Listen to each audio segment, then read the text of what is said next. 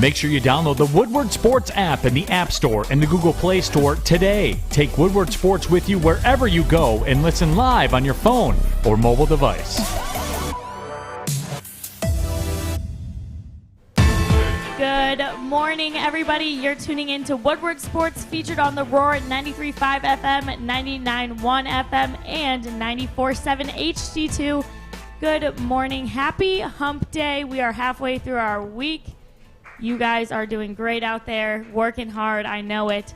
Jeff, Adam, good morning. Good morning, Kennedy. How are you? I'm great. How are you guys? We're good. Jeff just seems like he just wants to ignore you today. So No, I'm sorry. Don't mind him. I'm locked in. I'm ready to go. Yeah. Oh, okay. Yeah. Well, if we're locked in, we've got quite a few obviously, undefeated teams in the NFL going into week 2.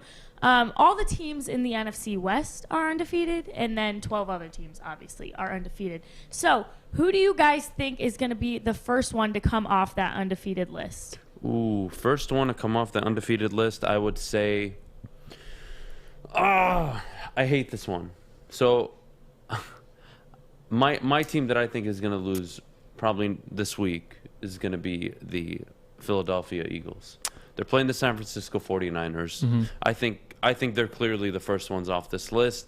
If I had to give teams that I expect maybe to lose this week, it's going to be Philly, Denver, and for sure Houston. I would even throw the Bengals up there because he got sacked 5 times. But the Bengals look okay on defense. They had a bend don't break mentality. I kind of liked what I saw from Cincinnati. And Joe Burrow, man, look, he's tough. His body size, maybe not the height, but his size, his frame really reminds me of Big Ben. Yeah. So he can take hits. It's just you don't want to risk killing your quarterback. Right. Like, can he take 5 sacks a game every game? It's impossible. He won't last in the league. But yeah, for me, Philadelphia is the team that jumps out on that screen. Obviously Houston, but we'll have to wait and see. Yeah, it's really Houston that stood out to me. I think game 1, everybody and their mother picked Jacksonville, at least to come out and surprise. But no, Tyrod Taylor looked good. They came out, now they're 1-0, which surprised a lot of people. I think even David Coley, their head coach. But I could see them dropping a game either between them or, like you said, the Eagles, because it's going to be a tough road, man. You're going against the 49ers. I know the Lions just almost came back, but Jalen Hurts had a great first game against Atlanta, but Atlanta's defense isn't atrocious. He's going against 49ers defense. He's going to get after Jalen. So that's a good pick. I think the Bengals, the Eagles, Teddy Bridgewater might win. They have an easy schedule, so they might keep winning. But, yeah, those are a couple teams that are probably going to lose first on the board. Okay, I don't hate that. Speaking of undefeated teams, the San Francisco 49ers, Los Angeles Rams, Seattle Seahawks, and the... what's the word I'm looking for? God, I'm losing my mind. 49ers, Seahawks, Cardinals, and Rams. I don't know why I struggle to get that out. But regardless, how long do these teams stay undefeated? I believe the Niners are playing Philly. I believe the Rams are playing, I want to say the Rams are going away to Indy. Yep. Right? And then Seattle, I believe, is playing... I know the Cardinals are... Who are the Arizona Cardinals playing? I don't know off the top of my head, but I know the Rams probably have the hardest stretch of a couple games coming up. Yeah, because they got the Bucks after this. Yeah. So the Seahawks play the Titans. Yeah. And then the Rams, regardless... So they're not playing each other yet, so losses are not guaranteed. Mm-hmm. What's the win-loss record got to be for this division? To be the division winner? I struggled with this. Yeah. I want to say 10 or 11... But they're just so good that 12, 13 even is a possibility given the talent. It's just who wins in the division. Are they going to lose a game outside the division? I don't know. I would say 11, 12 wins. I don't know who comes out on top. It's so stacked. We ranked our NFC West yesterday and who we thought was number 1. Mine was the Los Angeles Rams. I think they could squeeze out 11 wins or 12 wins, go 12-5. But it's unbelievably the toughest division. You could have 4 teams in the playoffs. Absolutely. From one division. Absolutely ridiculous. But it is what it is, man. I mean, this is what Matthew signed up for. And the next 4 games for him, it goes away to the Colts. You got the Bucks, Cardinals, and then Seahawks. So, hey, man, it's a tough 4-game stretch for him. And this is a test right here. 4 games, a couple are away. You come back to SoFi Stadium. And, I got them at 11, 12 wins at the end of the year. I think they'll be staying at Speaking the of top. undefeated teams, let's shift a little bit to defeated teams, right? Okay. So the entire NFC North lost. So you have Yeah. the Packers Monday night against Detroit this week, and then you have Minnesota. I believe Minnesota is playing. My goodness, I am losing my mind. Minnesota Vikings. Adam, what are you doing today? You guys have every right to kill me right now. The Vikings are playing the Arizona Cardinals, so that's probably another L. And Chicago, regardless who they play, they suck. They're apparently waiting for week 4 for the Detroit Lions to come into town before they play Justin Fields. Right. But we'll get to that later. Which team has the best odds of winning? I mean, my answer, I'll be very honest. Green Bay. They're home. Yes. It's Monday Night Football. They're coming off an embarrassing loss.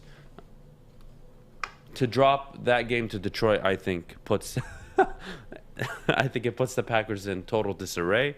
It would put them in a state of like, what did we get ourselves into? Like, why did we bring this guy back? Whether it's Aaron Rodgers just tanking on purpose, I'm not sure. But if they lose to the Lions, they're running the risk of losing Devontae Adams and Aaron Rodgers come the end of the year. It's that simple. Yeah, it is that simple. But another team I'll throw in there that's 0-1. I mean, the Browns take on the Texans this week, and what a game to bounce back. It's in Cleveland, and I think they're absolutely going to dismantle the Houston Texans. So that's another team that's going to bounce back this week. Obviously, you don't prefer game ones against the defending in the Super Bowl, the Kansas City Chiefs, but it is what it is. I mean, they're going to bounce back. I think they got too good of a team. I think they can win double-digit wins, and they just started out 0-1. So, I mean, other than that, I don't know. The Bears are 0-1. They're versus the Bengals. That's going to be a good game to watch. But other than that, man, I mean, not too many teams are bouncing back right from 0-1. Like the Vikings go against the Cardinals. Like some things just keep getting harder for these teams. The Titans take on the Seahawks. Like if you're 0-1, sometimes it just keeps getting incredibly harder. So I don't know. There's only a couple guys that could necessarily. Even the Cowboys, like they're 0-1 and they're taking on the Chargers. So I mean, at LA. So it doesn't get any easier for these guys, man. I mean, Lyle Collins just got suspended, so a lot of these 0-1 teams are probably going to stay 0-1, 0-2. But I got the Browns bouncing back, like you said. Yeah, Green Bay bouncing back. Browns for me are a top 10 team in the NFL. I mean, they showcase their qualities. The one thing with Cleveland that I will sit up here and just argue for till I pass away. I don't think Baker is special enough to take them to a Super Bowl in the AFC. You've got to run through Josh Allen, Patrick Mahomes. It looks like Justin Herbert's elite, so you got to run through him and the Chargers probably. Good luck. Everything that could have gone right for Cleveland went right in the first half, and they were still in a tight game. And then late in the game, special teams mistakes, interception from Baker. So many mistakes in the fourth quarter, you can't afford that. You can't afford to have 3 quarters of scripted, beautiful, well-played football and somehow just completely lose sight of the game, especially with that rushing attack. Like, I love Cleveland's roster. I don't love their quarterback. So Cleveland is a team for me that they'll be in my top 10 probably all year unless they just completely go on a slide. But I don't think they're going to be able to win a significant game with Baker Mayfield. You're not wrong, and a lot of people share that opinion. I mean, everybody knows the cow and cowherd opinion on Baker Mayfield, but the important thing is Baker's a terrific, or I shouldn't say terrific, a good game manager. Like, if you have everything, the pieces around him, if you have a run game like Nick Chubb and Kareem Hunt, he can win you football games. The problem is what happens when he's behind. You know, he can hold the lead. It's easy to keep a lead with the run game, burning the clock, and the defense not knowing if you're going to run the ball or pass the ball. But if you're down late in the game and you have to throw the ball downfield, that's where Baker struggles. We saw it in Kansas City. They were up in most of the game. Once Kansas City got the lead in the fourth, Baker throws a pick. I mean, that is what we're dealing with here. A guy who, if you're asking him to claw back from leads, he struggles when the defense knows he's going to throw the ball. So I think that's his limitation, is not being a game manager, but really making those tough throws when you're trying to come back in a game. And we saw it against Kansas City in the playoffs as well. They had a drive to come back down the field, didn't work out. But it is what it is. I mean, this is what we've seen from Baker so far. So you'd be wrong to think otherwise because we haven't seen enough from him this so far. I'm okay with that. Let's shift to one more team in particular that I think I want to say surprised everybody week 1. This is the first start for Jameis Winston now in New Orleans. what are we getting? Everyone wasn't sure going into week 1, and of course he throws 5 touchdowns on 14 completions. It was impressive. They dominated the Green Bay Packers on both sides of the ball, especially in the trenches. It was ugly. New Orleans is a team I think really surprised me. I didn't expect them to look that good out the gate. And I have to say I'm so happy for Jameis Winston. This is a guy that throughout his career just couldn't stop making the mistakes. And he shows up week 1 after sitting for a year, learning, developing as a professional. And to have that kind of game, it was justified. I was very happy for him. Yeah, he looked LASIK focused. If you like how I did it. But anyway, ever since he got LASIK surgery, I don't know, and sitting behind Drew Brees for that whole year, man, I think that really helped him. He got to just relax, just learn Sean Payton's offense. He got to ask Drew Brees tons of questions. He got some playing time last year, but I think that's the perfect way to do it. He had a bad season with the Tampa Bay Buccaneers. He goes to the New Orleans Saints, gets to sit, just take a breath and honestly relearn how to process information, because that 30 for 30 season is historic in itself. But no, comes out 5 touchdowns. Now he's got a Carolina team at Carolina, so that's going to be good. I mean, they got pretty young, talented defensive players. I'd like to see that matchup this weekend, but yeah, hopefully he can keep winning, man, because I think everybody, even on the Saints, is rooting for Jameis. I mean, everyone loves the guy, so he's one of those guys in the NFL. It's really hard to hate. I mean, you saw the Eaton Dub video. He's always happy. Obviously, Drew Brees talked about it on the broadcast when the Saints played, how he is in the locker room and practice. He's always just jolly in general. So he's just a happy person. So I'm happy for him. And hopefully, man, the Saints, they see some success this year. I don't know how far they're going to go with Jameis, but yeah, it'd be great to see. They've got the roster. Yeah, of course. They've got a playoff roster for sure. And Kamara is probably the best thing to ever happen to Jameis Winston. Definitely, man. I mean, he makes any quarterback better. All right, well, we'll see if these guys are right after week 2. Coming up next, we're going to talk about these guys' top 10 NFL teams. But before we go, obviously, I need to hear about our friends at Northwestern Tech. Yep, let me tell you about our friends over at Northwestern Tech, because you could start a new career in an industry that is always essential, the heating and cooling industry. Learn more today by visiting northwesterntech.edu. Tony is a third-generation logger that has a simple, practical approach to life and work. That's why his Coast DX342 knife is perfect for him. The stainless steel blade is rust-resistant and made for all-weather use. And the double roll-lock safety ensures that it will never inadvertently close when he doesn't want it to. That's why Coast is trusted tough. Welcome back, everybody. You are tuning in to the Morning Wood. It is Wednesday. Happy Wednesday, everybody out there. Adam's fist pumping. He must like Wednesdays more than Fridays. No, I just finally got to sleep yesterday, so I feel much better. You do look great and rejuvenated this morning, Yep. so I'm happy for you. But like I said, these guys are going to tell us their top 10 NFL teams. So, all right, Adam's pointing to himself. I guess we're going to him. All right, I got to start. Jeff, I hope you agree. The number 10 team on my list, the Miami Dolphins. Miami Dolphins, for me, they were a top 10 team last year heading into probably week 15, 16. I was really impressed with Brian Flores and the defense. I think heading into this year, their roster is a top 10 roster in the NFL. Maybe top 12, but a good week 1. They beat a very good New England football team. Very similar in roster, quarterback. Everything is very similar about both New England and Miami. Miami, for me, the 10th best team in football after week 1. Going into week 2. Jeff, you're number 10. My 10 is the Los Angeles Chargers. I think the leap that Justin Herbert took this year, there's no reason why they're not a top 10 team. Keenan Allen, that defense, Joey Bosa. I think Brandon Staley's going to do a great job with this unit of guys. And you saw it in game 1 against a tough defense. So I got them at 10. Okay, I like that. LA Chargers. All right, my number 9 team, the team I was complaining to you before the show about, the Arizona Cardinals. Okay. They missed the top 10 list on a majority of major national media websites. They went away to Tennessee and smacked them up. Yeah. And nobody outside of maybe 2 people that I pay attention to had them in the top 10. What are we doing here? Arizona Cardinals, the 9th best team in football for me. Kyler Murray, have a year. Their offense looks legit. I'm excited to see how they develop throughout the season. For me, defense improved.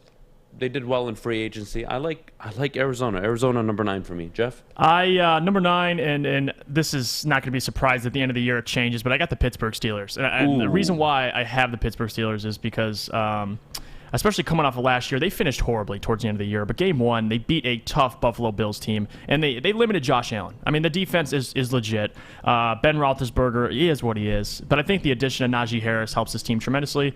Helps the receivers, actually get downfield, get open. You got a guy in Najee who's so dangerous. He can be a receiver as well.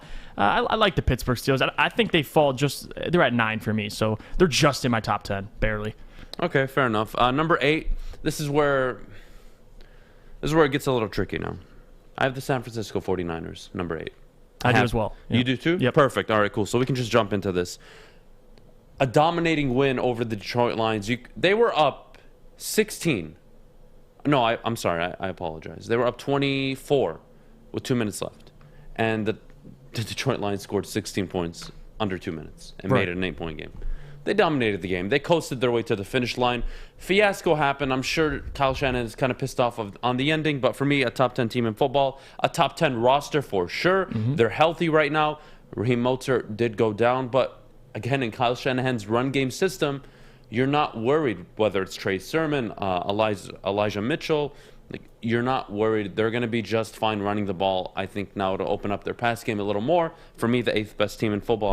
I'm glad you agree. Yeah, of course. Top 8 roster in football for me. And you said it best. Kyle Shanahan. It doesn't matter who's behind center running the ball. I mean, Jimmy G's, whoever he hands it off to is going to get 80 to 100 yards in that system. So I love him as a whole entire roster. I think they're going to do good this year, minus the injuries. Hopefully they don't lose too many guys, but they'll figure it out. I got them at 8. Okay, I like it. Number 7, I've got the Buffalo Bills. Who do you have? I got the Seattle Seahawks. Okay, I got the Buffalo Bills. They lost, obviously. I think they were a top 5 team going into the year. Yep. The loss only bumps them down for me a few spots. I'm not going to overreact to their loss. They played a good Pittsburgh Steelers team. I like this team. They're my Super Bowl pick. I think they're going all the way, and honestly, I like that they took an L early on. I think it's good for their development. It's a wake-up call. Like, hey, if we don't bring our A game, we're going to lose football games this year. So for me, no panic mode on Buffalo. I like it. Seattle, explain to me why Seattle number 7. Because simply because I'm looking at all these teams, and this isn't me overreacting from week 1. I'm sticking with these teams. I think even though Buffalo just lost, like you said, I believe they're going to get far in the playoffs. And Josh Allen, I have him as my MVP. I did change my Super Bowl pick. If you check Woodward Sports, the Instagram, I got Kansas City and the Bucs, but that's a different story. I got the Seattle Seahawks. I think the team is so dependent on Russ, and they got great receivers over there. Defense is starting to come along. We saw, obviously, it was against Carson Wentz, so I can't take too much from it. I want to see him go against, especially teams in the NFC West. But I just think overall as a roster, the 6 teams in front of the Seahawks I have just have better rosters. And the quarterbacks, yes, Russ is such a great quarterback. He might elevate them, but some of these quarterbacks are pretty comparable coming up. So, all right, give me your number 6. It's Arizona Cardinals, and I think they're high. You had them higher than I did. Yes, and the only reason why I have them 6 is I'm trying to keep my NFC West ranking like yesterday because I had them first in the NFC West, so I'm putting them above Seattle. I just think their roster as an entire roster is so stacked behind Kyler Murray. The worry I have is you can have them 6, but is Kyler Murray going to last the whole season? This is the problem I had with last season. Had a tremendous first half of the season, and his body just slowly starting to wear down. And I hope that just doesn't repeat history, and I hope he can keep what he's doing in week 1 and translate it to week 17. And if he does, I don't see why they're not a top 6 team. They got too many receivers, too much talent on defense, and they got Kyler Murray behind center. So okay, I've got Cleveland number 6. Okay. Again, I'm not going to overreact to their loss. They lost to the best team in football, in my opinion. They lost to Kansas City, the best team in the AFC, the team that's been to the last 2 Super Bowls. So no shame in losing a close game against Kansas City. I think it's a little frustrating. I think that was their game to take. They went up 29-20 in the 4th. Right. They should have sealed that deal. Regardless, I think they're the 6th best team in football. Let's go over 10-6 just to recap for everybody at home. My 10-6: Miami 10, Arizona 9, San Francisco 8, Buffalo 7, the Browns 6. Jeff, you had the Chargers at 10, Pittsburgh at 9, San Francisco at 8, Seattle at 7. A lot of NFC West teams.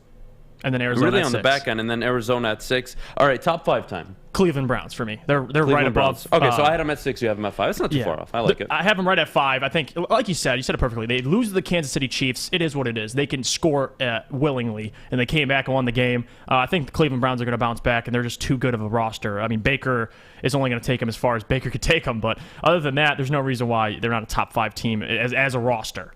Okay. Well, this is where me and you completely disagree. Number 5. I have the Los Angeles Chargers. Oh! Justin Herbert, week 1, gave me everything I needed to know about him. He completed 13 third down passes. 13. It's unreal. The hardest down in football to play on. He was almost lights out from. Elite. The Chargers defense going to be a top 10 defense like I predicted going into the year. I love this team. I love everything about them. If Eckler, Keenan Allen, and Justin Herbert can just stay healthy, and that defense doesn't get any serious injuries, I love Los Angeles. I love the Chargers. I love them. I love that you're going on a you're just saying it. You're going on a limb and saying it because I saw you before. Like there's some guys that on the Woodward Sports Instagram page for the Super Bowl prediction. Some people were saying the Chargers in the chat, and you didn't think they were crazy. I didn't think. Look, if any of you at home if you walk up to me and tell me, Adam, I think the Niners are going to win the Super Bowl. Adam, I think the Chargers are going to win the Super Bowl. I'm not going to look at you like you're crazy. They're very good teams. Like people forget, Anthony Lynn deserved to get fired last year. That was a dark horse team to make the playoffs. With Tyrod Taylor, before we ever knew about Justin Herbert. Herbert shows up, dominates, and they still can't win football games. Granted, their defense had a ton of injuries. It was very frustrating. Eckler out for the year. But it was they underperformed as a roster. They were very talented. Their defense was made out to look worse than it was. I love their defense. I'm excited to see what the Chargers do. Number 4, I have Seattle. And I don't think Arizona is the best team in that division yet, but I got Seattle number 4, Russell Wilson, Tyler Lockett, DK Metcalf, Chris Carson. They've got 3-4 good running backs that they can just go to. The offensive line looks better. They shored up Dwayne Brown. I like what Seattle's doing. They're finally putting a little more pieces around Russ. They have Jamal Adams on the defensive side of the ball. The edge rush looked really good week 1 against Indianapolis. I like Seattle. For me, Seattle number 4. Who's your 4? My 4 is the Buffalo Bills. And that's where I want to actually ask you is like, number 1, you got Russ very high, or the Seattle Seahawks very high. My problem is like, it's similar to Kyler Murray, but I know Russ he's a veteran, but later in the season, he had such a hot start the first 9 games of last season, 8 games, and then kind of fell off because it is the Russ show in Seattle. It is revolving around Russ, just similar to similarly in Dallas to Dak, but that defense, it's hard to take one game as a sample size. If you have Buffalo, what do you have them at? I'm at 7. It's not awful. I had them at 4 going into the year. And you have them as a Super Bowl pick as well. Yeah, they're my Super Bowl pick. Yeah. I honestly, I don't have a problem with it. I don't have a problem with you. If you wanted to put them at 3, I mean, maybe I would have a problem. But 4 is more than fine with me. I think they're one of the best teams in football. They lost week 1. They got to slide down a little bit. It's not that much of an issue for me. Number 3, Jeff. Go ahead. I'll let you lead this. I got the Los Angeles Rams simply because, listen, this team's on paper, on the defensive side of the ball, 2 best out of the top 3 players. They got the 2 best defensive players. So, it is what it is. And on offense, you got a Matthew Stafford who is going to elevate this offense. You saw it week 1. His ability to throw the ball downfield just opens up so much for this team. So I think they're dangerous. And with that defense, man, listen, I don't see how you can't have the best defense in football. Yes. Jalen Ramsey, best corner in football. Aaron Donald, the best defensive lineman in football. Matthew Stafford now paired with Sean McVay, one of the most creative minds in football on the offensive side. I love Los Angeles. I have them at number 3 as well. And I think we're probably both going to agree on 2 and 1, but I'll let you give away 2. 2 is Kansas City for me. Oh, really?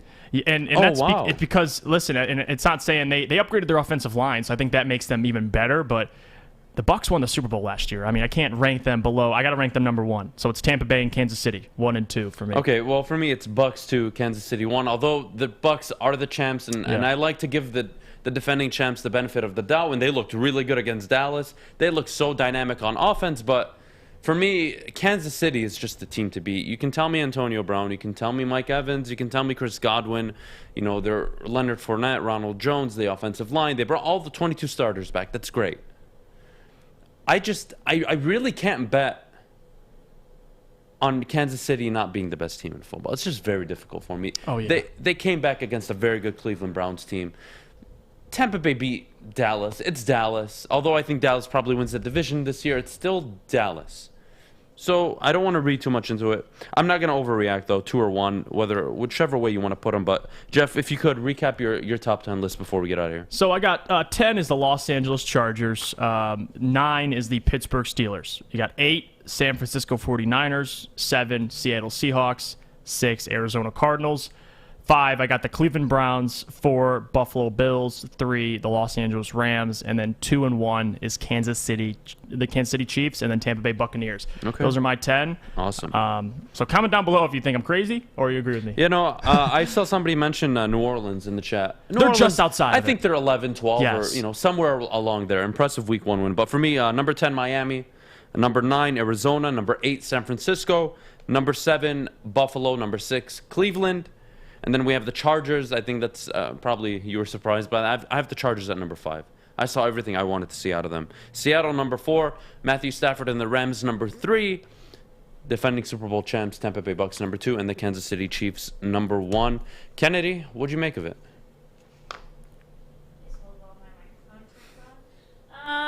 Sure, you guys. It's not. I don't know. I don't think the Bucks are gonna do it again, but we'll see if I'm wrong. But coming up next, we have my favorite segment ever, Would You Rather Wednesday. I wait for this all week just to see if any of my questions can get under Adam's skin. So we'll see. Stick around for that. But before we go, Adam, tell us about MyBookie. All right, MyBookie is the place to bet this football season, guys. I come up here every day and talk about it. What more do I have to explain? Bet from anywhere, anytime. Visit mybookie.com. Use code Woodward for a deposit match up to 50%. You put in $100, they'll give you $50. You put in $200, you'll get $100. Make some good bets. It's football season. There's no better time to be betting. I love it. Guys, the one thing I do have to mention, please, please, please, if you do have a gambling problem, call the National Problem Gambling Helpline at 1-800-522-4700. Hi, I'm David Hall from Hall Financial. And at Hall Financial, we treat our clients like family. And our number one priority is giving each of our clients 5-star service. Our passion for 5-star service, combined with our expertise, allows us to find the best possible solution for refinancing your home loan.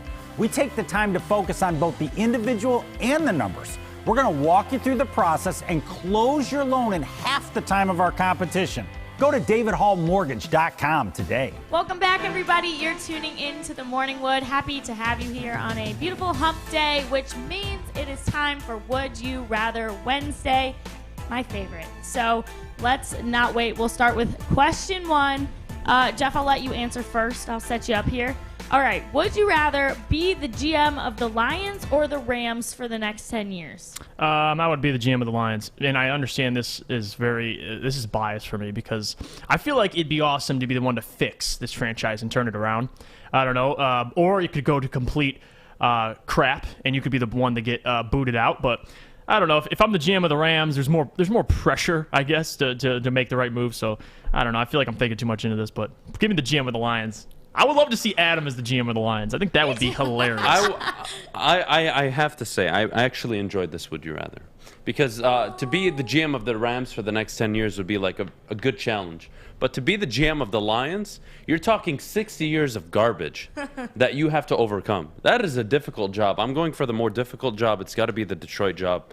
I would prefer to be the GM of the Lions and the Rams. That's very on brand for you, Adam, to go for the more difficult job. All right. Question 2. This one I already know Adam's going to be like, what the heck? Would you rather have Zach Wilson as your quarterback or date his mom?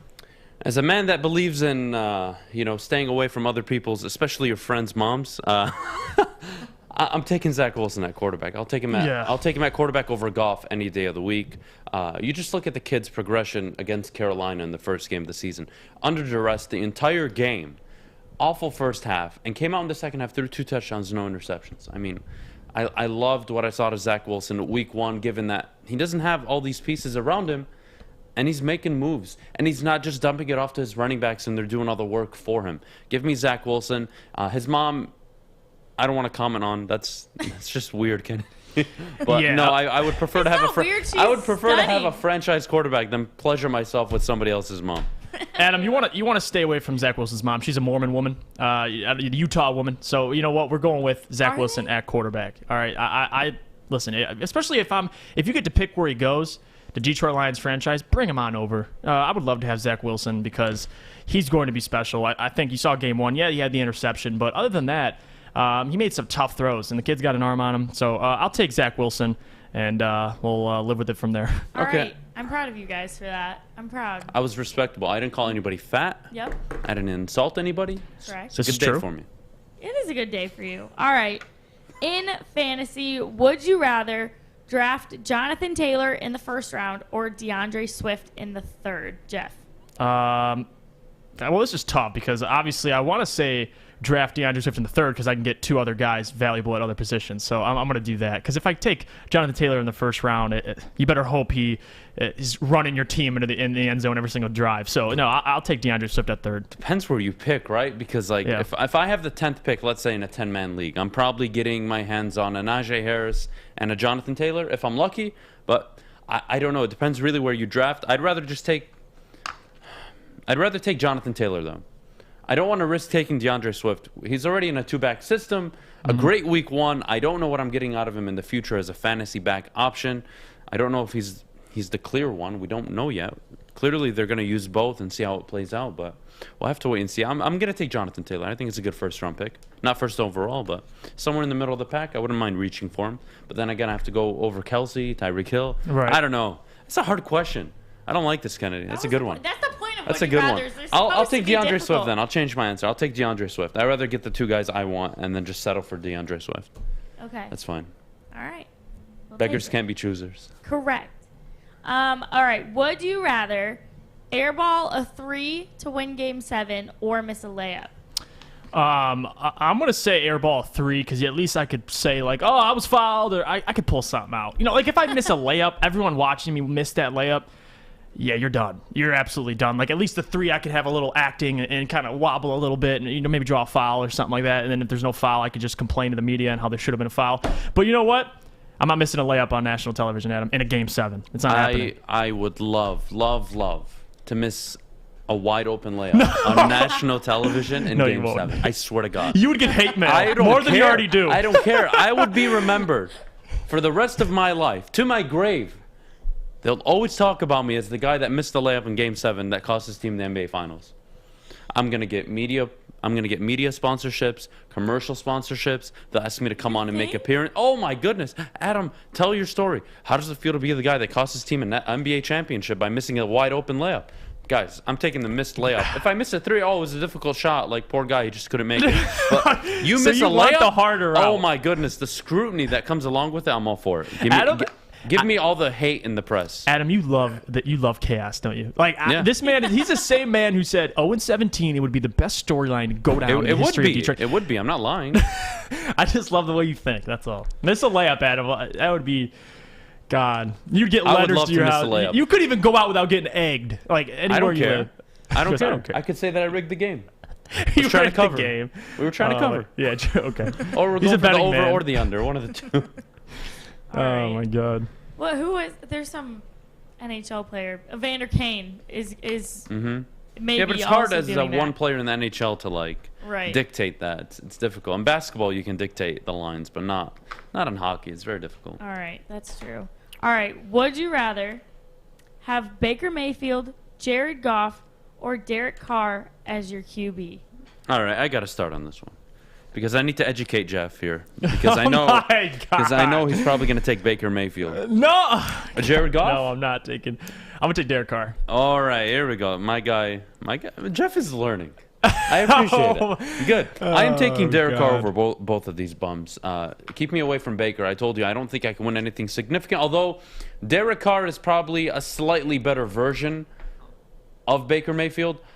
Derek Carr gave me in week 1 what Baker Mayfield's never given me: the ability to be a good team, come from behind, face adversity, and close out the game. Derek Carr he did it. Whether you want to admit it or not, he did. Something I complained about Monday about Baker. How do you have this lead? How, even when the Kansas City Chiefs took the lead, to go out there and throw an interception? Why? He's limited. He's your game manager as quarterback. I think Derek Carr gives me a little more than Baker. Definitely gives me more than Jared Goff right now. I would take Derek Carr. I would take Derek Carr in a heartbeat. And you're not wrong. I thought about it like this. Jared Goff and Baker Mayfield, those two guys on their respective teams before Detroit, obviously, are always used to being up and holding a lead. If they're coming back, it's tough on these guys. Like you saw Derek Carr on Monday. He made a tough, full football field drive in the fourth quarter. This is what he does. And they knew he was going to throw the ball in overtime. This is what Derek Carr. He's obviously, we don't give him the respect because the Las Vegas Raiders or prior the Oakland Raiders just haven't been successful with John Gruden. And but doesn't excuse the point that Derek Carr has been putting up numbers. Derek Carr averages the same amount of wins in his career that Matthew Stafford did with the Detroit Lions. It's crazy to think about. Yeah, one is arm talent blessed. My goodness. Go trade him for 2 first-round picks and give away our quarterback for him. And Derek Carr, because he plays for a dysfunctional organization that the Raiders are, and they have been for the last, 18, 19 years? Right. They have, 15 years, let's say. It's more fair timeline, but still, they've been awful. They've been awful. John Gruden hasn't proven anything. They have a ESPN wannabe GM as their GM who took Henry Ruggs over Jerry Jeudy and CeeDee Lamb. Derek Carr has overcome a lot. The addition of Darren Waller and really the rise of Darren Waller has helped him a ton, but still, Derek Carr is a good quarterback. He's not some, put him to the side. He's around, he's between 14 and 11. He's in that, you can argue with me, he's a top 14 quarterback. You know what would be an easier way to answer this if anyone at home's wondering why we chose Derek Carr? Switch Baker and Derek Carr. Just switch them. Switch their teams. Put Derek Carr on the Cleveland Browns. Put Baker Mayfield on the Las Vegas Raiders, and see what kind of results. Baker Mayfield's out of the league in 3 years if he plays for the Raiders. Yeah. Derek Carr's probably in an AFC Championship game, one of the next 3 years. That's how you answer that question. Regardless. All right. Do we have one more? One more. All right. Last question. Would you rather? Oh, this one's gonna be hard. Have Goff out for the rest of the season or T.J. Hockenson? Jeff. Honestly, I would rather, and this is so selfish of me, but I'd rather have Goff out. And listen, and that's probably you're probably at home thinking what the heck? But listen, this is personal. I don't believe Jared Goff will be here long term. So why would I want T.J. Hockenson injured? This is our future tight end. He's going to be here hopefully his whole career. Keep him healthy. If Jared Goff gets injured, it kind of is another reason to get rid of him if he's out for the whole season. So, hey. I'll take T.J. Hockenson. He's the future of this team. I don't know if Jared Goff's going to be here more than 2-3 years. So you'd rather lose Goff? Yeah. Because what expectations do you have this year anyway? You know what I mean? I am praying that this becomes a reality. Oh my God. Because the 0-17 train would be alive. Everybody would see it. You would bring in David Blau as your quarterback for the remainder of the year. Oh my goodness. I would rather lose Jared Goff. I am guaranteed a top 2 pick if I lose Jared Goff. I have zero pressure to really win any games. If I'm Dan Campbell, it's all right, well, Jared Goff is out. We're going to make a move for the quarterback in this upcoming draft. He's done. That's it. We're moving on. It's so clear. It clears up and eliminates any debate about whether or not Jared Goff is the future quarterback. I can tell you now that he isn't, but you'll just have to play the patient game with me because, clearly nobody wants to listen and understand that he's a bridge quarterback. But yeah, I'd rather lose Goff. I don't want to get Hockenson injured. That's my future tight end. Mm-hmm. He's already dealt with concussions year 1. He had some, small injuries year 2. Going into year 3, I want to see him play all 17 games. So I would rather lose Jared Goff for the rest of his life than T.J. Hockenson for a game. And we got to ask this ring question too, because that's an interesting one. Ring question? Yeah, there's you can ask it. Did I miss it? It's the would you rather be loyal to a team and never win an NBA championship or be hated for not being loyal but have 3 rings? No, I'd rather stay loyal to a team. I believe there's value in that. If I was good enough, if I was just a average player, I'd take the rings. Yeah. But then again, if I was an average player, I'd make more money being a number 2 on a team than a number 3 on a winning team. But regardless, what if in Katie's scenario, what if you're such a good player that you go to a good team and you're dominant on that good team and you win rings? You think that changes the narrative a little bit? Or are you still just no respect? No. I'd rather have Charles Barkley's career than even a Kevin Durant's. Wow. At least I'm respected among my peers. Yeah. And Charles Barkley went in late and joined super teams, but he wasn't in his prime. Prime Barkley was carrying his team to the finals, and he only lost to MJ. What an accomplishment! It's not a failure. Yeah, lose to the best player to ever play. I might have to agree with you. So I'd rather have a Barkley career than have a Chris Bosh, even a Kevin Durant to an extent. Although Kevin Durant proved he was the one on that team and any team he played, he's got to win with Brooklyn for me to be like, all right, KD, like I got you. Like your wrongs have been forgiven. You joined a 73-win team. I'll let it go. You won with Brooklyn, although you stacked the team up with Kyrie and James. I don't know. I hate this version of the NBA, but whatever. All right. Well, you guys at home, I apologize for the 0-17 Lions thing being brought up twice in that segment. That was not my intention, but thanks for that, Adam. Coming up next, we're going to hit on the Bears and their interesting QB situation that they've got going on here and how it could affect the Lions coming up next. But before we go, all of the guys in the office carry around these Coast knives, so let's hear about it, Jeff. Well, since 1919, Coast has pursued one mission, and it's to make the working professional's job safer and life easier. Today, Coast lights are a favorite amongst tradesmen and women, outdoor enthusiasts, do-it-yourselfers, first responders, and more. Visit coastportland.com and use code WSN20 for 20% off your purchase. They stand by their products, and they back them up with a lifetime warranty. Buying for your whole crew, sign up with our Coast crew to take advantage of special discounts, early access to new products, and more. Again, that code is WSN20 for 20% off your purchase. Welcome to the Call Sam Chopper Shop, where you can win a custom-built chopper while helping our veterans at the same time. Watch as the Bad Pig Custom team turns this bike into a one-of-a-kind classic chopper. And when it's finished, we'll be donating the bike to Volunteers of America Michigan to raffle off in support of our vets. A great cause to give back to those who've given so much. Watch for Call Sam Chopper Shop episodes on our social media channels and get your raffle ticket today at callsam.com/chopper shop. Welcome back, everybody, to the Morning Wood. It is Wednesday. We are so happy you are here. All right, so the Bears in their quarterback situation, they don't want to start Fields before Week 4.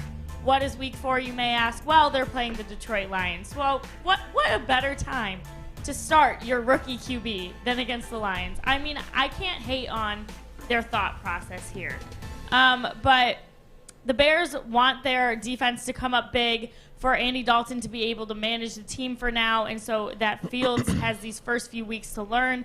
So, you guys, how do you foresee all of this going down? I love this from Chicago. I'm a big fan of this.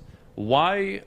Week 1, we all understood. You don't want to send Justin Fields out. It's the first game against probably one of the best teams in football, and you don't want him to be eaten alive by Aaron Donald. You got him out there. He scored a rushing touchdown. Cool. Nice trick play, regardless.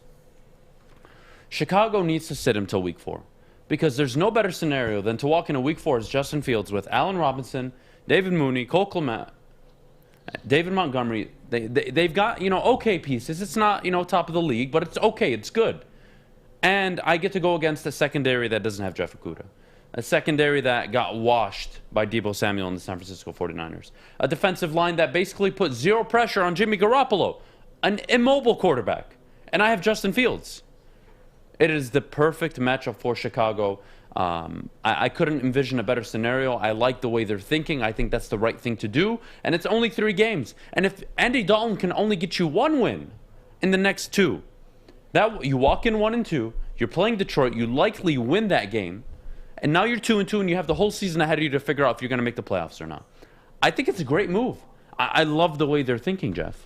Yeah, I think clearly the perfect scenario for Matt Nagy and Ryan Pace is Andy Dalton to be their starter for majority of the year. But, and you use Justin Fields in, like you said, goal line plays, third and shorts, just trying to use his athleticism. But if they continue to lose football games, we could very well see Justin Fields starting. And I think against the Detroit Lions, not trying to beat a dead horse, but again, the secondary is a very, very unproven secondary besides Amani Oruwariye. So throw him out there and see what he can do. Why not? Pass rush wasn't getting to Jimmy G. They probably feel comfortable getting their offensive line out there, but it's better to start Justin Fields and let him gain experience.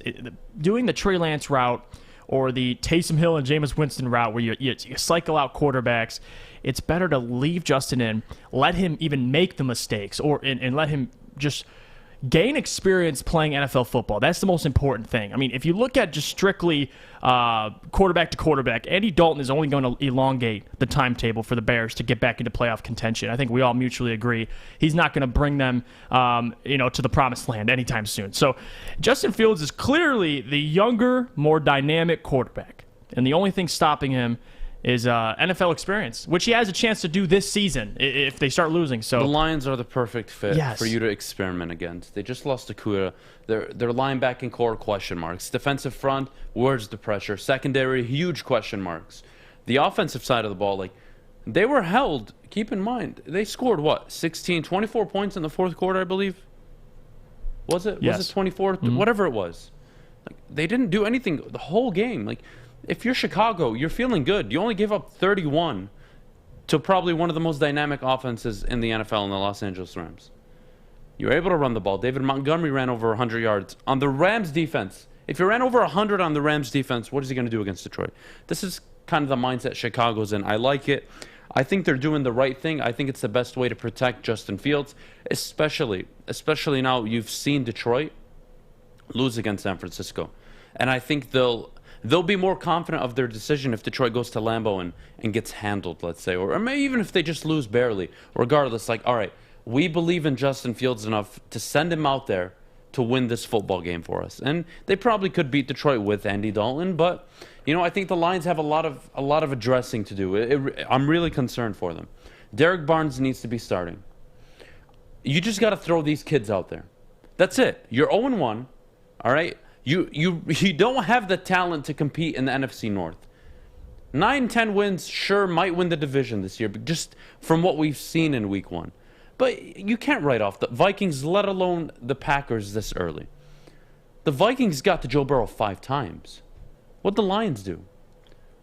Kirk Cousins threw for over 300 yards, actually downfield, not dumping off to his running back. What'd the Lions do? Green Bay did lose 38-3. They have Aaron Rodgers, Devontae Adams, Aaron Jones, Matt LaFleur. What do the Lions have? Dan Campbell, Jared Goff, Tyrell Williams out in concussion. Quintez Cephas, there's your number one. Here we go. Who's your running back? I'll agree. DeAndre Swift, Jamal Williams. I like it. That's all I like. Really? That's what we got? Lions got decisions to make. I just think you throw the kids out there, let them play, and let them learn the hard way. You're not playing for anything this year. There's no reason to keep these veterans in 30, 40, 50 snaps. I want more A.J. Parker. I want more Derrick Barnes. I want more defensive line rotations. I want to see pressure on the quarterback. You're not going to know until they're on the field. And again, this just lines up so perfectly for Chicago. I'm sure they are. If you're a Chicago Bears fan, you woke up this morning hearing the news like, wow, that makes sense. I'm excited. If we could just get one game out of the next two, I'm feeling really good about our season ahead. So I think the players are even more excited as well. Because if let's say you're Khalil Mack, you're 30 years old, you got Andy Dalton starting for your team, all right? Or you're even Allen Robinson. Andy Dalton's throwing you the ball, and you know who's behind him. You know who they took this year, traded up to get, and you know how special Justin Fields can be. They obviously played with him in training camp. How excited they must be, or how sick if Andy Dalton really finished or at least played most of this season, that gets under the player's skin, man, because they want to win now, and I think Justin Fields gives them a better opportunity. Yes, he's due for more mistakes, but I think the upside is there, considering if he might, throw some interceptions. It is what it is. The kid's only going to get better and better each mistake he makes. He's scored, I think, on the Wonderlic test among one of the highest among quarterbacks. So he's very intelligent, and he processes information very quickly for an Ohio State quarterback. So, I'm excited for. Obviously, I'm not excited as a Detroit Lions fan, but excited for his career individually because he needs to start sooner than later. I think it'll only benefit him more. Yeah, and again, there's no better time. You got Cincinnati this week, and then you play away, I believe, to Cleveland. That's going to be a tough game. I don't see Chicago winning in Cleveland. Having said that, if they can beat Cincinnati, Justin Fields is walking into a great position where all he needs to do is win that game against Detroit. They're 2-2. They can look ahead to the next 13 games like, you know what? I think we can have a winning record because we believe in this guy. It boosts the locker room, boosts the coaching staff's expectations, their confidence. I like Fields. You saw the quickness. You saw the elusiveness in short bursts. He completed both of his passes against L.A. I like it. Allen Robinson, as long as Allen Robinson is healthy, Justin Fields will have a good year. Cole Kmet, Jimmy Graham, They're good pieces. They're good checkdowns. It's a safety option. I like the situation for Justin Fields. I really, really do. Yeah, I think starting Andy Dalton only hurts. I mean, look at the long-term effect with Andy Dalton. What are you keeping him beyond? You're not, probably not this year, probably not next year. So why? It might be a chance for Matt Nagy and Ryan Pace to keep their jobs longer because they say, well, this guy's in the waiting. We have him in the waiting to come up. He's just learning. He's just processing. But it's not hard of a decision. You start Justin Fields, and as much as I don't want to see him play against Detroit Lions, I think it's a good time to start him. I think midway through the season, keep that momentum going. And if you're already losing football games, there's absolutely no reason why he shouldn't be starting. If Andy Dalton isn't winning you football games, why is he out there? That's my question, and that'd be mine. If I'm Ryan Pace, I'm asking myself that question, and you're making decisions happen. So, yeah, Justin Fields, I think he'll be fine. Out of all the quarterbacks, you saw Trevor Lawrence in Game 1. In the 3 touchdowns, 3 interceptions. You think anybody's worried about him coming into his future? No. So start Justin Fields and let him make those mistakes. Maybe you'll make him against the Lions. Never know. I like it. And then you have 4 quarterbacks now starting in the NFL that are rookies. Mac Jones, Zach Wilson.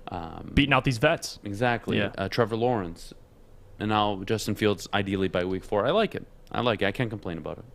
Yeah, I'm with you. I like it too. Coming up next, the Lions ranked 30th according to ESPN's NFL Power Rankings. We'll talk about that next. But before we go, Jeff, tell us about that pizza you love so much.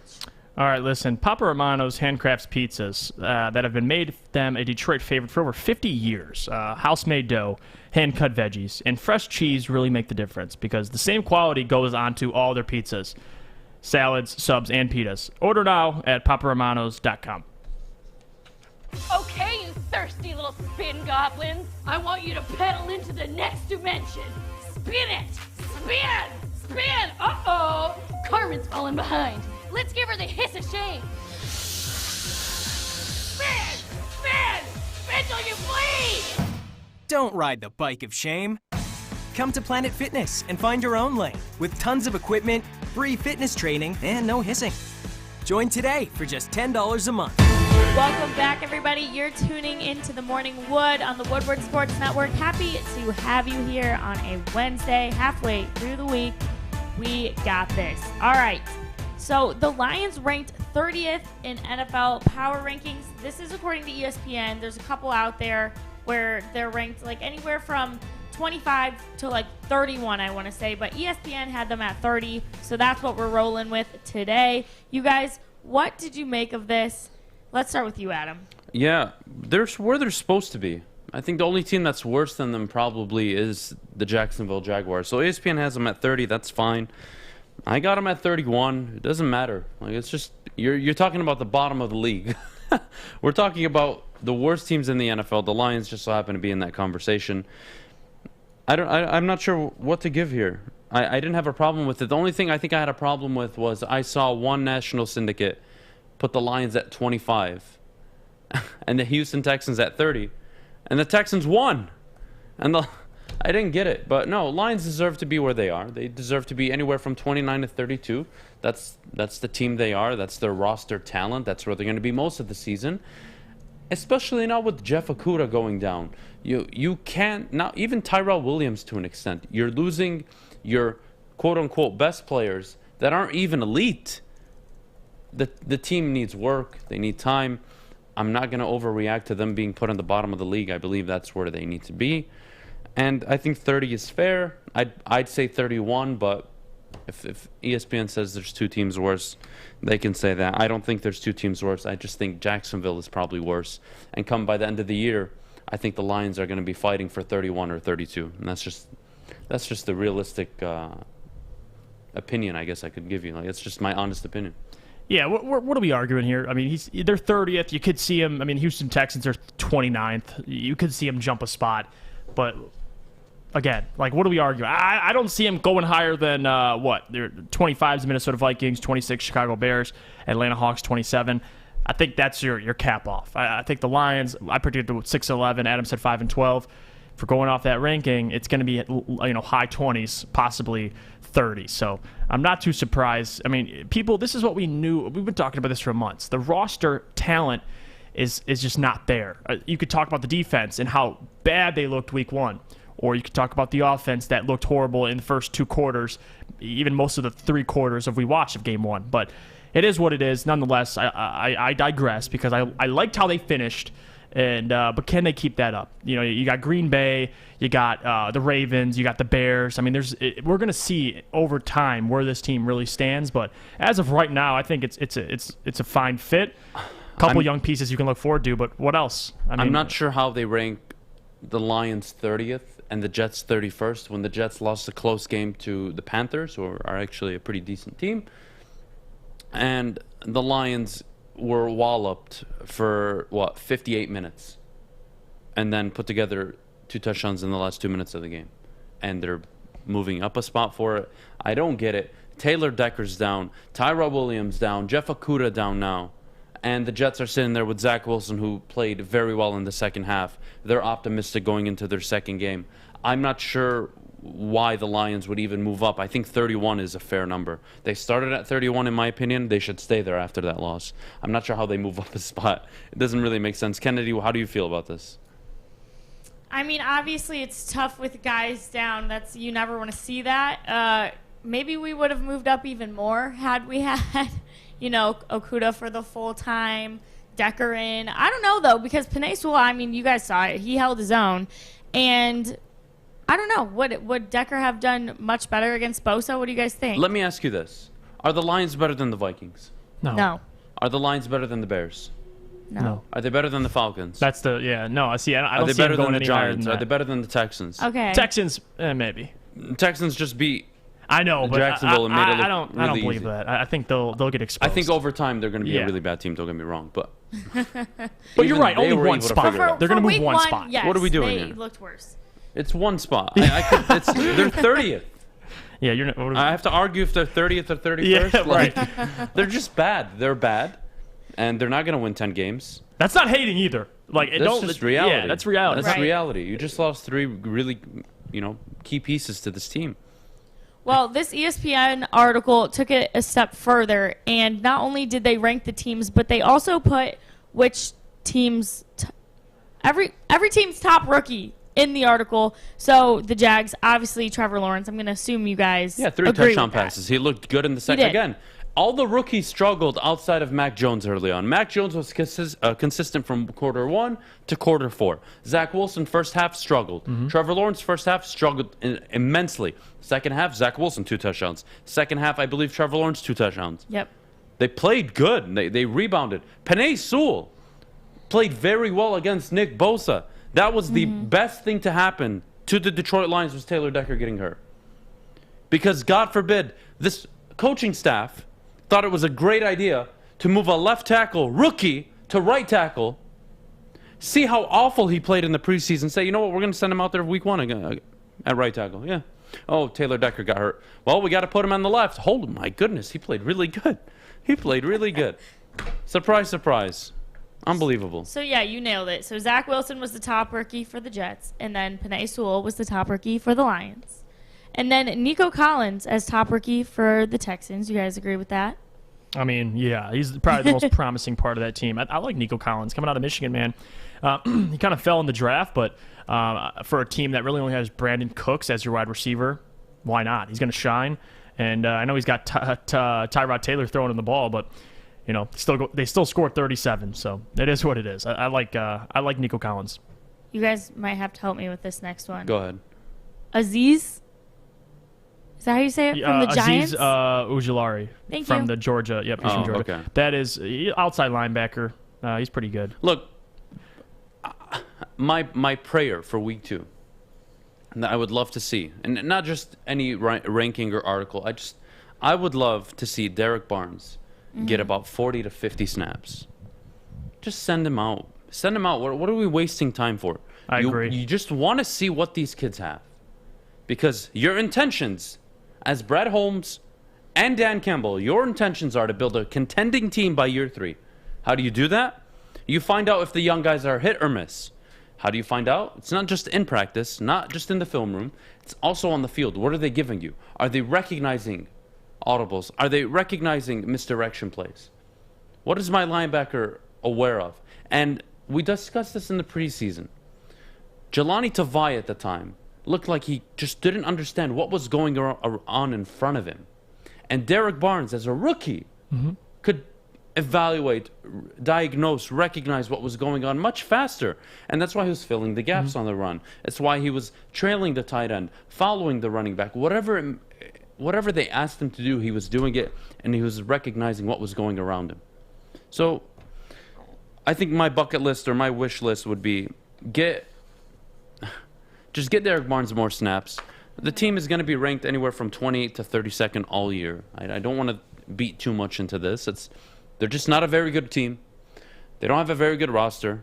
They have an unproven coaching staff. And it kills me to say this. Dan Campbell has a lot to prove in the next 2 years. He's got 2 years to convince me that he is qualified to be a head coach in the NFL. Convince all Lions fans, too. Everybody's waiting to. The Browns gave, I forget his name, the dude who went 0-16. Do you remember their coach? Long story short, they gave him the 0-16 season, the 3-13 season. They gave him so many chances, he just couldn't coach. Stefanski walks in after Patton, I believe.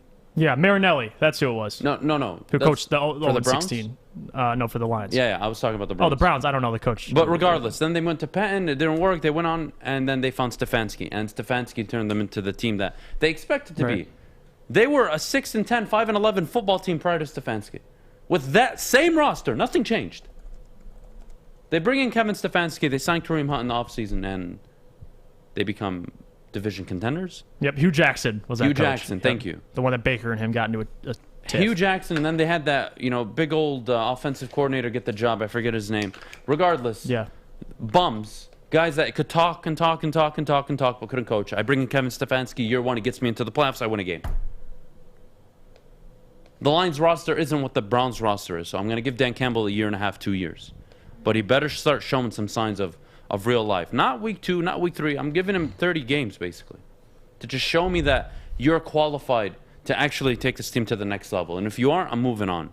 I'm trying to win football games. I'm trying to win the division. I know I can't do that year 1. I know likely I can't do it year 2, but I would like to see improvement in year 2. Year 3 is going to be And year big. 3, I have to have the confidence in you going into year 3 that you're going to take the roster I've built in these 2 years and take it to that next level. And if you can't do that, he's got to go. Is that that's too not outlandish? hating either. That's is just that too outlandish to say? That's called the NFL pretty business. fair. Yeah, It's called the NFL. Why are all these teams able to build rosters, get the coaches wrong, bring in the new head coach, and they just win right away? Brad Holmes has 2 years. Build a good roster. Develop your talent. Good. Let's do that. And by year 2, I expect to win 7, 8, 9 games. And by year 3, you better be contending for the division. And if you're not, that next year's make or break. Yeah. The coach is the problem, or the GM just sucks and he didn't get enough talent. It's one of the two. I hope it's the later. So, there's my thoughts. You guys have a lot of comments regarding Penei Sewell and Decker. So one of them says, swap Decker for a guy of equal skill, but on the rights, it will save some cash. Nope.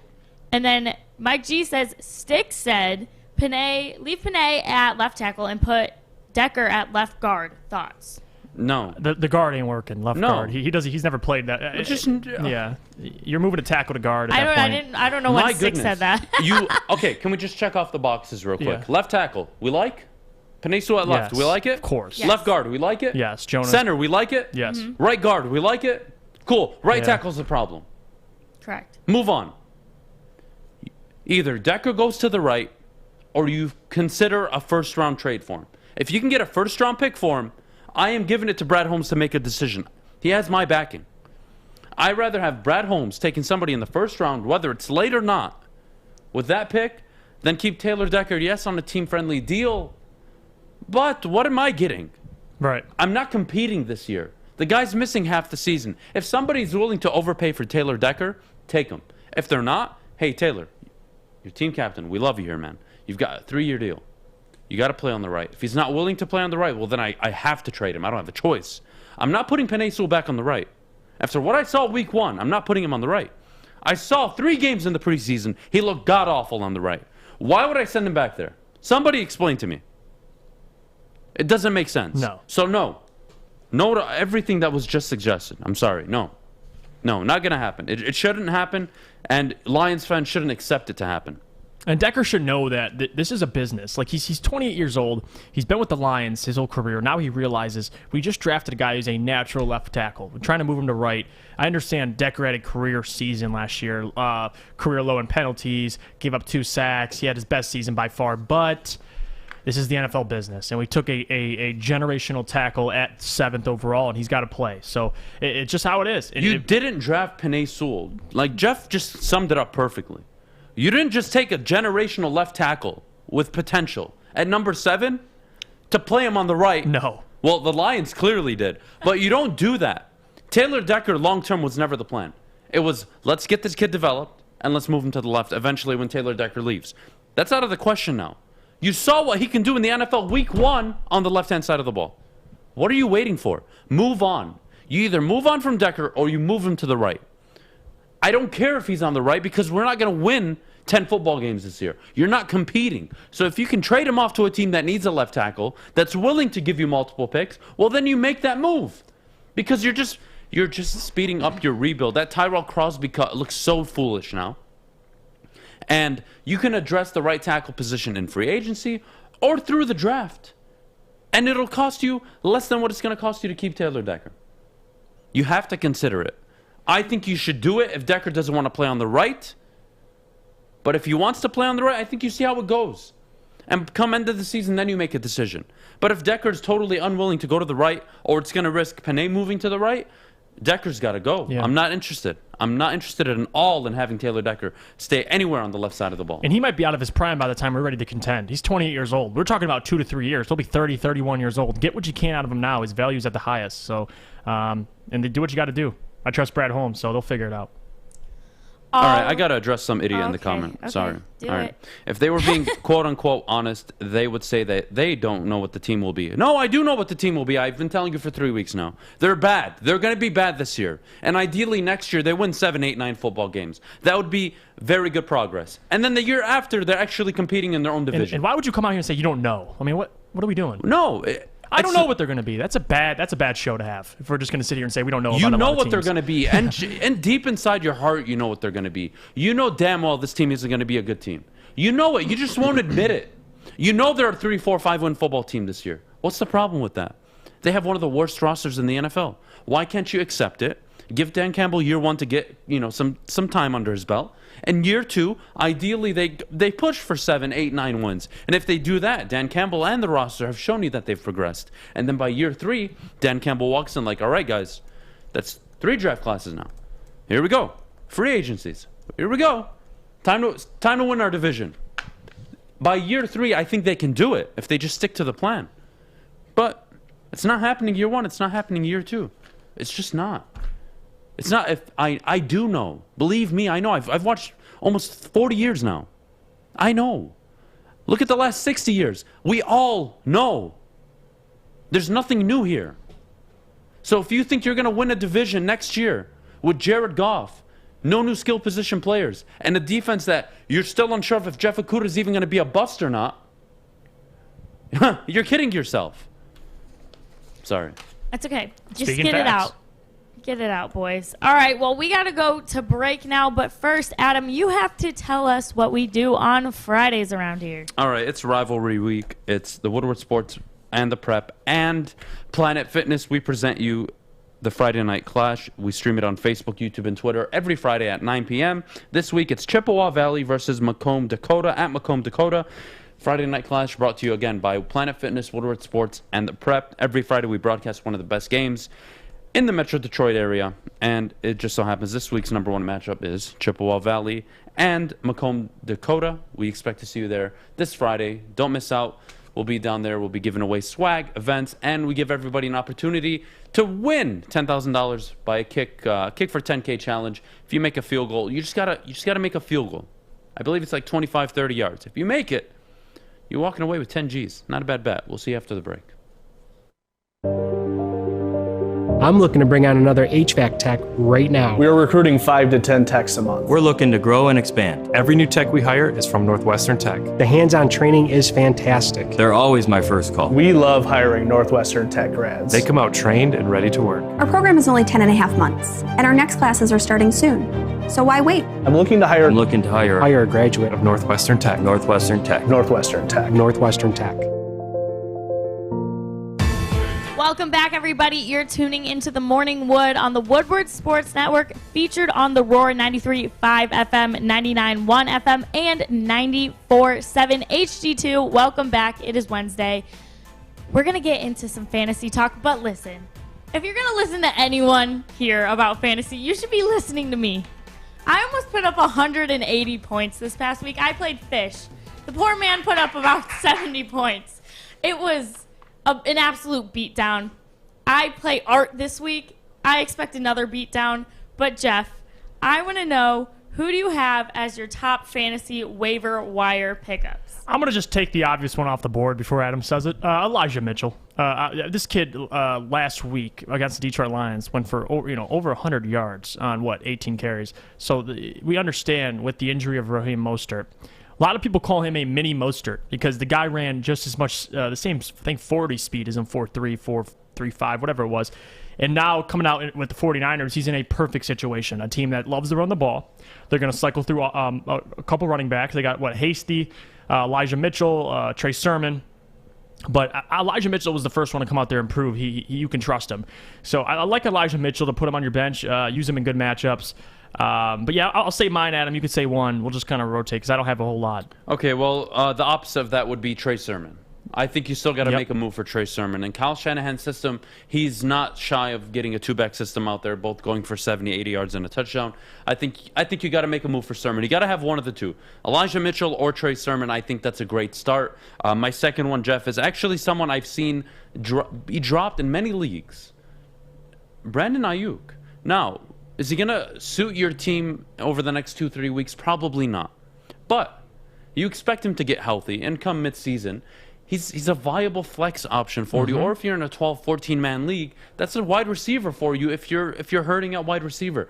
I think not a Nelson Aguilar, that was my next one, so I just kind of spoiled it. But a Brandon Nyuk would be a good one, my second one, because I gave it away now. Nelson Aguilar. I think Nelson Aguilar, Mac Jones, he's clearly the wide receiver one in New England. I think that's a good option to have on your bench as well. I'm just going to go to quarterback. Not sure if people I've seen this guy dropped in a couple leagues. Jameis Winston, or in free agency. That's a guy you'd want to keep as your backup quarterback. Listen, 5 touchdowns and 15 completions. It's impressive. And that's someone you want to have on your roster, especially when the matchup's right for him. I think he can absolutely have games where he explodes. So I like Jameis Winston as my QB2. If you have a solid QB1 that's going to start most of the games, why not have Jameis? Because you're going to have a matchup you love with him. And he's going to have some games where he throws multiple touchdowns. So I got Jameis Winston. That's one of my other picks. And I like your Nelson Aguilar pick. That's a good decision by you. All right, what else you got?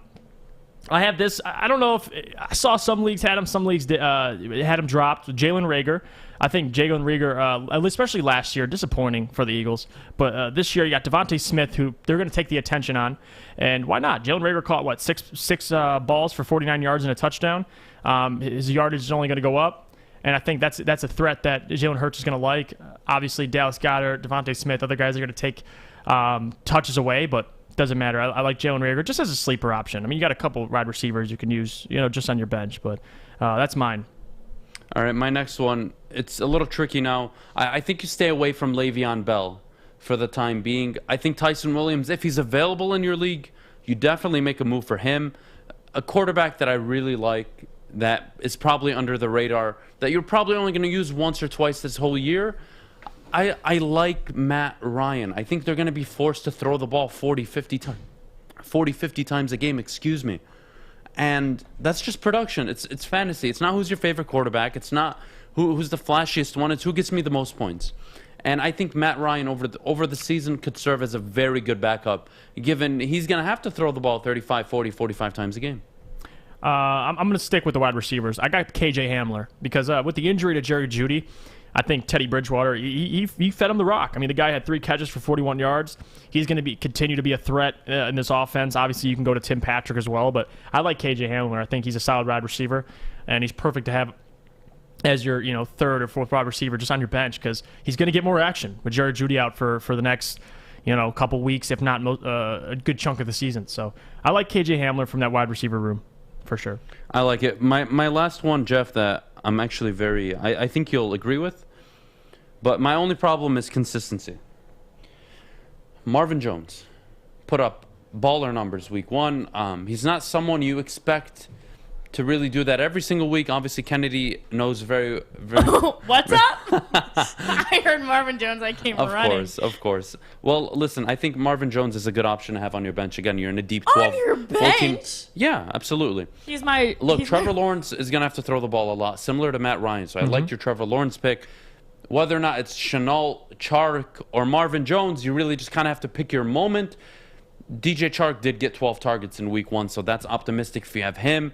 Shenault, I believe 7. Marvin Jones, I believe 9. So we'll have to see how the season plays out, but you want one of the 3 on your bench. I think you can't go wrong either way. And I'll say this: if you can find and snag the Arizona Cardinals defense, or even the Los Angeles Chargers defense, I would recommend having 2 defenses on your bench because those are my 2, and I absolutely love them and their matchups throughout the entire season. So I'm excited to see that. I think the Chargers will finish a top 10, top 12 defense. I want to say Arizona top 12 as well. So it'd be good. It pays to have defensive options. Trust me, you don't want to stick with the same team every single week. So those are my top fantasy waiver wire pickups, Jeff. Yeah, I mean, we pretty much share similar thoughts. I mean, you just add guys that are going to be plenty of targets. I like the Marvin Jones pick because I think Trevor Lawrence, as the season goes on, he's going to trust him more and more and more. He's so... You saw when Matthew Stafford was injured. Any backup quarterback that comes in, they love Marvin Jones. So, great pick to have on your team, no doubt. What was your surprise fantasy player of the week? Well, what guy just took off that surprise? Yeah, outside Elijah Mitchell, I think everybody, given the situation, nobody was expecting him to do anything. But a player that you kind of had on your bench that you're like, I should start, but maybe I shouldn't. For me, it was Corey Davis. I had him in my flex. I was very happy. I started him. I went back and forth the entire week whether or not I should start him, but it just made sense. A rookie quarterback, that's his number 1 option. They're probably going to be in a shootout. It wasn't a shootout, but it played out well. 2 touchdown catches. I believe he had 27 points. For me, I was very happy with starting Corey Davis. Jeff, how about you? This isn't me really going out on a limb, but I remember taking Jalen Waddle late in the draft just because I knew he's going to be special. Obviously, his speed is unmatched. And that was who really stood out to me. He caught a touchdown his first game in the NFL. I think he put up 14, 15 points for me, and I'm glad I picked him. Picked him like in the 13th round or so. I mean, very late, 14th round. But that was kind of my guy that I was... Not only surprised, I knew he was going to have success, but you got Devontae Parker, you got other guys on that squad, and Jalen Waddle and Tua Tagovailoa are going to be an interesting pair to watch during the regular season because he's going to give Tua the option to really air the ball downfield because the kid's got lightning speed. So Jalen Waddle's my guy. That really surprised me. I love the chat's comments, actually. Jamar Chase, I believe he had 17 points, 100 yards, a touchdown, and 5... Oh, more than that, 21 points, actually. Not Jamar Chase. Jamal Williams, Lions running back. He had over 20 points, 25 apparently. So it depends on the league you play in, but yeah, a lot of guys stepped up. Even DeAndre Swift had a good game. We saw the rookie wide receivers. Terrence Marshall, a little quiet. Jamar Chase... very well done. Devontae Smith, very well. Such a good game. And even Jalen Waddle, to an extent, he caught some deep balls. So I love it, man. LSU University just loves to pump out good wide receivers. It's wide receiver university, in my opinion. Kennedy, what do we got? I mean, listen, you guys. You can listen to these losers if you want to, but Marvin Jones is a great wide receiver 1. I am first in the West, the same group that Adam's in, with 177 points. Adam is in third, boo, with 135 points. So who do you really want to listen to? Probably me. It doesn't help that Mike Gesicki and my defense put up donuts, but whatever. Okay, whatever. That's fine. I'm better at fantasy than Adam, so you know what? Take my advice. Pick up Marvin Jones, you guys, if you can. But coming up next, what do we have? Oh, we have to talk some Lions. Shocker, shocker. But before we go, Adam's got a new haircut. I wonder where he got it. Maybe it was Lady Jane's, and maybe our friend Jeff can tell us about it. Yes, I'll tell you. Listen, Adam's looking very, very fresh today. And you know why? It's because, guys, let's be honest. We like simple stuff. And like football 5 days a week, we like things uncomplicated. Similarly to Lady Jane's haircuts for men. Walk in, sign in, sit down, and before you know it, you are handsome and clean. Get to Lady Jane's, open 10 to 8, 7 days a week. Walk in anytime because it's wicked awesome.